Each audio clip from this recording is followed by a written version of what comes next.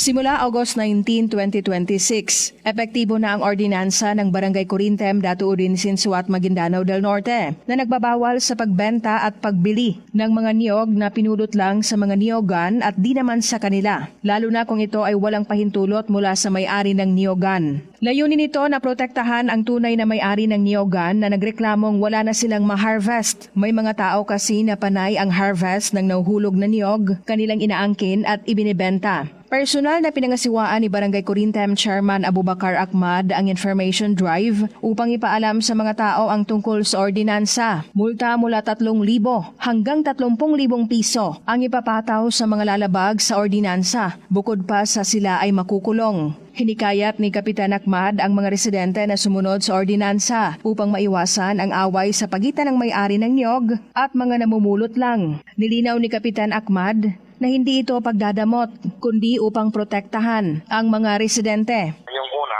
medyo nakakaawa ko yung mga kasi mga bata noon wala pang masyadong materya na namumulot. Pero yung mga kuna ito, susunod na mga araw na, namilihasan na kasi sila Nataon kayo dahil yung huga. Na nakapapasa nung sa balikan, napiyaro ka nung masama na kadyaman, na mapiyawano ka na makadyaman, kadahil ka nung sa ilang luwan. Pag ginugod ka no. Rufa Mokalid, NDBC, Bida Balita.